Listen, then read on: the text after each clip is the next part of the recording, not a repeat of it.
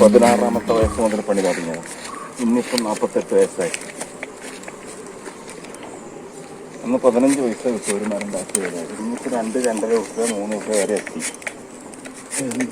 ഇതിനെ കൊണ്ട് ഞാനിപ്പോൾ പറഞ്ഞാൽ ഞാൻ ടേപ്പ് ചെയ്തിട്ട് മാത്രം വീടും സ്ഥലവും കാര്യങ്ങളും എല്ലാം ആക്കി കൂലിക്ക് പണിയെടുത്തു. നമ്മളിപ്പോൾ റബ്ബർ വെട്ടുമ്പോൾ ഫസ്റ്റ് ചെയ്യേണ്ടത് വള്ളിപ്പാല് പറിക്കുക. വള്ളിപ്പാല് പറിച്ചു കഴിഞ്ഞതിന് ശേഷം നമ്മൾ മുൻകാന കുത്തുക. മുൻകാന കുത്തിയെടുത്തതിന് ശേഷം ഓരോ പൊളിയായിട്ട് തന്നെ ടാപ്പ് ചെയ്ത് പോകണം.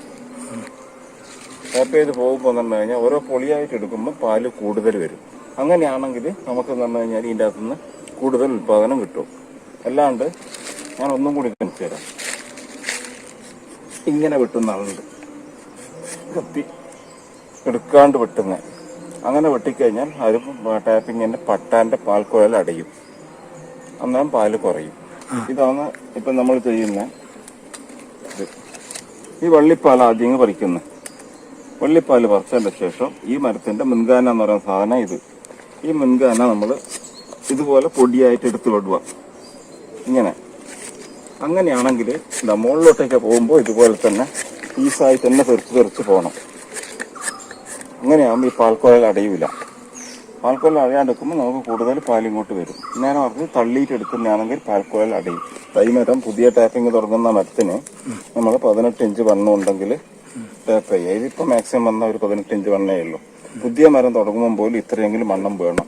ശരി, അല്ലാണ്ട് നമുക്ക് അതിൽ നിന്ന് കിട്ടൂല, ആദായം കിട്ടൂല, ടാപ്പിങ് കൂലി ഒക്കൂല, ഇതെല്ലാം വരിക. ഇതിപ്പം എന്ന് പറഞ്ഞു കഴിഞ്ഞാൽ ഞാനിപ്പോൾ മറ്റുള്ള മരത്തിൻ്റെ കൂടി ആകുമ്പോൾ ഇത് വെട്ടി ഇത് 3-4 വർഷം വെട്ടുമ്പോൾ ഇതിൻ്റെ അകത്ത് ഒരു 50-100 മില്ലി പാൽ ഈ ഒരു മരത്തിൽ നിന്ന് പോയി. ഇത് വണ്ണം കുറഞ്ഞ മരാന്ന് നോക്കണ്ട.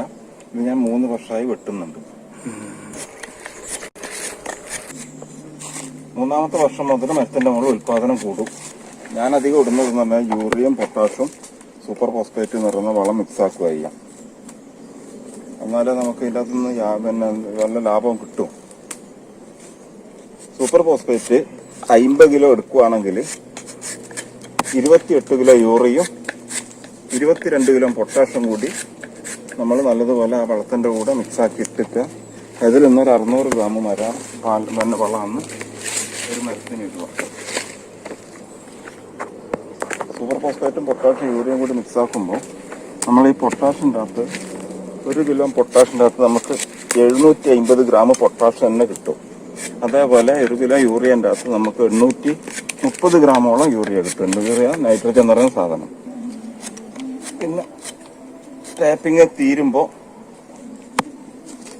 വേനൽക്കാലം തുടങ്ങുമ്പോൾ എന്ന് പറഞ്ഞു കഴിഞ്ഞാൽ നമ്മൾ ഈ പട്ടേൻ്റെ മുകളിൽ വെള്ളം തേച്ച് കൊടുക്കും.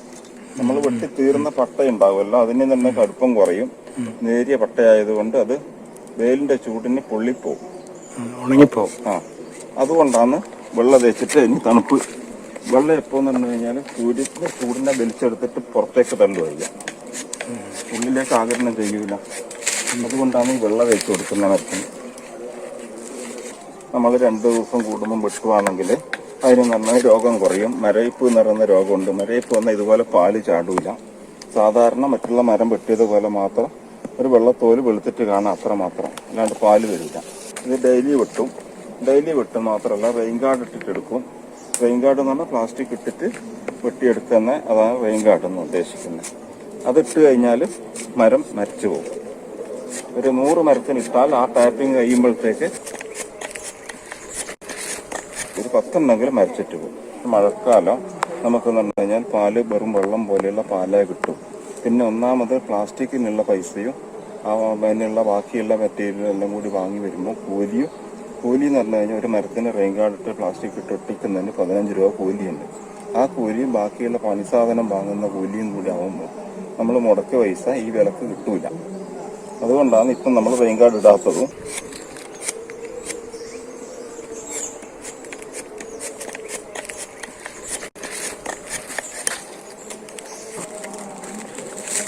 ഇത് ചീക്ക് മരത്തിന് വരുന്ന ഒരു രോഗമാണ് ചീക്ക് രോഗം എന്ന് പറയുന്നത്. ഇത് രോഗം വന്നെയാണ് ഈ കാണുന്നത്. ഇതിന് പറഞ്ഞു കഴിഞ്ഞാൽ എവിടെയും പാല് വരൂല, ഇങ്ങനെ ഉണ്ടാവും. ഇത് രോഗം വന്നതാണ്. ഇനി ഇതിന് രക്ഷപ്പെടുത്താൻ പറ്റൂല, ഒരു മരുന്നുമില്ല. അതുകൊണ്ട് തന്നെ നമ്മൾ ഞാൻ ഇതിൻ്റെ മുകളിൽ കിട്ടുന്നത് എടുക്കാൻ വേണ്ടിയാണ് ഞാൻ മുകളിൽ പട്ടയിട്ട് എടുക്കുന്നത്. ഇത് വട്ടത്തിൽ ഉണങ്ങിപ്പോയി. ഇനി ഇവിടെ മാത്രം ലേശം തോലുണ്ടെങ്കിൽ തന്നെ അത് ഈ തോല് വട്ടത്തിൽ വന്ന് അടിക്കുമ്പോഴത്തേക്ക് മരം കാറ്റിന് പൊട്ടും. പിന്നെ മാത്രമല്ല, നിങ്ങൾ ബാക്കിയുള്ള എല്ലാ മരവും ശ്രദ്ധിച്ചു വയ്ക്കോ. ഏതെങ്കിലും ഒരു മരത്തിന് പൂവ് വന്നിനോ നോക്ക്. ഏതെങ്കിലും ഒരു മരത്തിന് പൂവുണ്ടോ നോക്ക്.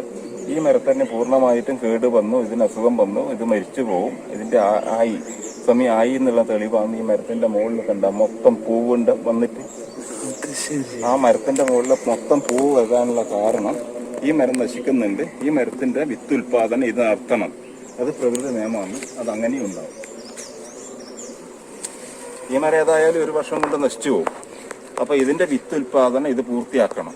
അതിനാണ് ഈ ഒരു മരം മാത്രം. ബാക്കി എല്ലാ മരം നോക്ക്, പൂത്തിട്ടുണ്ടോ നോക്ക്. ഈ ഒരു മരത്തിന്റെ മുകളിൽ മാത്രം ഉണ്ടാവും പൂവ് നിറച്ച് പൂത്തിട്ട്.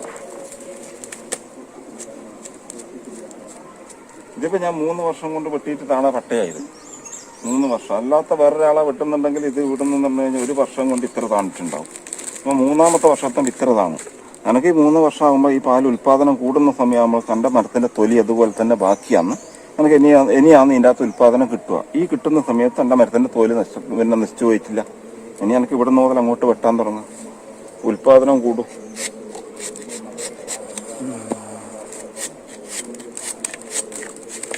ഇപ്പം നമ്മളിപ്പോൾ ഇത് ഇന്ന് വെട്ടി നാളെ വെട്ടാണ്ട് മറ്റന്നാൾ ഈ സമയത്തല്ല വെട്ടുന്നത്. അത് 1 ദിവസവും കൂടി ഗ്യാപ്പ് കൊടുത്തിട്ട് വെട്ടുവാണെങ്കിൽ ഒരു 70 മണിക്കൂർ കഴിഞ്ഞ് വെട്ടുവാണെങ്കിൽ ഇതിന്റെ മുകളിലുള്ള ഈ പാല് വരുന്ന പാലിൻ്റെ അകത്ത് കൊഴുപ്പ് കൂടും. കൊഴുപ്പ് കൂടുമ്പോൾ നമുക്ക് ഈ ഷീറ്റിന്റെ അകത്ത് തൂക്കം കൂടുന്നത്. അല്ലാണ്ട് ഓരോ ദിവസം ഡെയിലി വെട്ടിയാൽ ഈ മരത്തിന്റെ പാൽ ഉൽപാദനം പിന്നെ ഒരുപോലെ ലെവലിൽ പാല് കിട്ടുമെങ്കിലും ഈ റബ്ബറിന്റെ അംശം കുറയും. ആ റബ്ബറിന്റെ അംശം കുറഞ്ഞാൽ നമുക്ക് പറഞ്ഞു കഴിഞ്ഞാൽ ഈ വെട്ടിക്കുന്ന കൂലിയും മറ്റുള്ളതിൽ കിട്ടൂല. നമ്മൾ ടാപ്പ് ചെയ്യുമ്പം കത്തി എല്ലാവരും കൂടുതൽ പിറകിൽ പിടിക്കും. ഇങ്ങോട്ട് പിടിക്കുമ്പോൾ നമ്മൾ കത്തിക്ക് പറഞ്ഞു കഴിഞ്ഞാൽ പിടുത്തത്തിന് ബാലൻസ് കിട്ടൂല, കുറയും. ഇത് കണ്ട ഇങ്ങോട്ട് നമ്മൾ ദൂരെ പിടിക്കുമ്പോൾ പറഞ്ഞു കഴിഞ്ഞാൽ വലിയ പൊളുക്കിയായിട്ടാണ് വരുക. കത്തി ദൂരോട്ട് പിടിച്ചാൽ നേരെ മറിച്ച് നമ്മൾ കത്തി അടുപ്പിച്ചിട്ട് ഇങ്ങനെ പിടിച്ചു കഴിഞ്ഞാൽ ഇവിടെ ഈ പാത്തി നമ്മൾ എപ്പോൾ ശ്രദ്ധിക്കുകയും ചെയ്യും, മരത്തിന് തട്ടൂല. പിന്നെ ചെറിയ നൈസായിട്ട് നമുക്ക് ഇതുപോലെ ചെത്തിയെടുക്കാൻ പറ്റും. ഇങ്ങനെ പിടിച്ചാൽ നേരെ മറിച്ച് ഇങ്ങനെ പിടിച്ചു കഴിഞ്ഞാൽ നമുക്കത് കിട്ടൂല.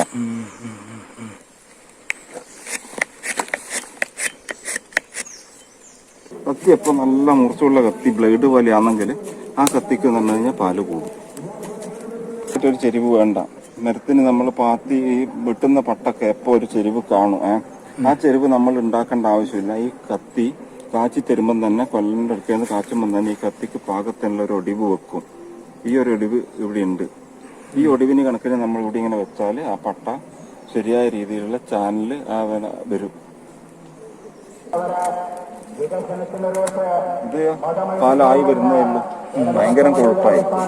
അന്നേരം നമുക്ക് 1 ലിറ്റർ 1.25 ലിറ്റർ ഒഴിച്ചാൽ തന്നെ 600 ഗ്രാമിന്റെ തീറ്റ് വെക്കും. അല്ല ഡെയിലി വെട്ടുന്ന മരത്തിന്റെ 2 ലിറ്റർ ഒഴിച്ചു കഴിഞ്ഞാൽ 350 ഗ്രാം പോലും കിട്ടൂല.